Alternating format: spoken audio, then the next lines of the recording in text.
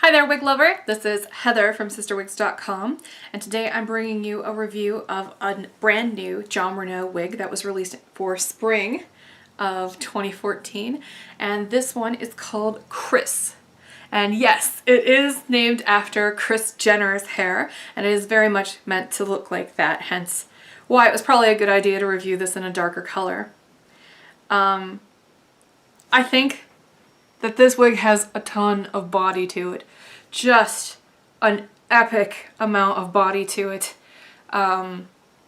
It's just, I'm not used to a wig with quite so much volume, but I do think that it looks really cool.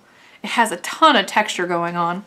I'm going to zoom in on this so you can see what I mean here.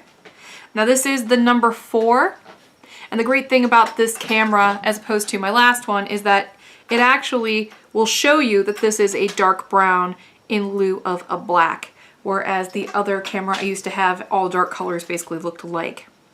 This wig does have permatease in the cap, as you can see here. And over here it's got tons of permatease in it. Lots and lots of body, lots of layering and razored ends. It is a very, very short, kind of like a blend between a shag and a pixie. So let's go ahead and exit out here. This wig has so much body to it. Now you can slick it down a little bit and smooth it with your fingers, but no matter what you do, because of all the layering, it's still going to have a lot of different texture going on, and it's never going to lay completely flat. So if you're not the kind of person that likes a lot of texture, you might want to stay away from this one.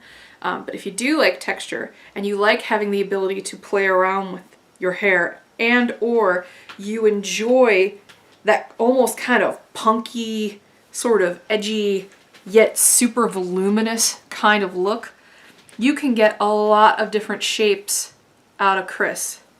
A lot of them. You can do a lot with this wig. She's just got so much body. You know what this really makes me think of is Elizabeth Taylor's hair towards like the later period of Liz Taylor. Because she used to wear her hair real voluminous with a lot of body and a lot of this layering, and it makes me think of that hardcore. So here are the sides, and I'm going to keep fussing with it just so you can take a look at all this. You do get quite a bit of decent coverage here in the back. This wig is tight. It's not uncomfortably tight, and I will say that if you do get it and you find it to be tight, don't worry, because these Jon Renau open capped wigs will stretch. I had that experience with my Kristen where I thought it was tight at first, and then the longer I wore it, I mean, it didn't take long actually. It basically took about 4 or 5 days of wear, and that thing fit my head like a glove. So if you get this one right out of the box at first and you find it to be slightly tight, don't worry about it. It will accommodate your head. It just won't accommodate the head of anybody who's got a really large head. So if you're like 24 inches in circumference or larger, I would stay away. But yeah, I love all the texture in this style, but it's definitely not for the permatease adverse. So just throwing that one out there too. So I'm going to go ahead and take it off and show you the cap construction. It's a little harder to see sometimes in these darker wigs, but hopefully with the new camera you'll be able to pick up on it. The permatease, like in a lot of permatease wigs, actually extends beyond the edge of the hairline. It's not that bad though. It's basically just to help give the bangs a little bit of a lift. And you'll see that the permatease goes from here down the middle and to the sides, kind of like a spade shape. Very stretchy. The whole cap is super, super duper stretchy. So like I said, it will accommodate you. It just takes a little bit of breaking in. Felt here at the nape. Felt at the front.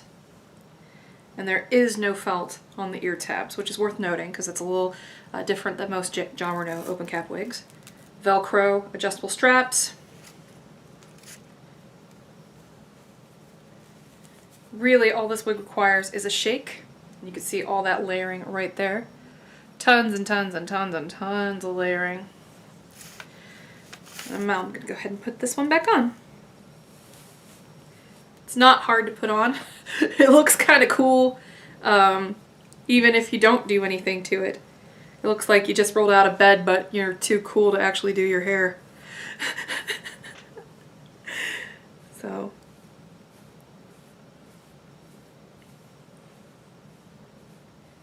Lots and lots of body in this wig. Lots and lots and lots and lots.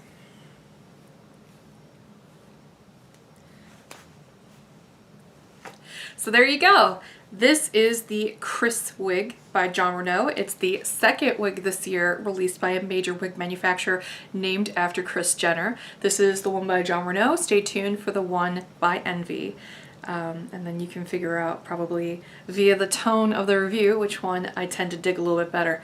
I think this one has more potential, frankly, as far as, you know, reaching a large amount of different markets and being quite versatile for whoever wants to wear it.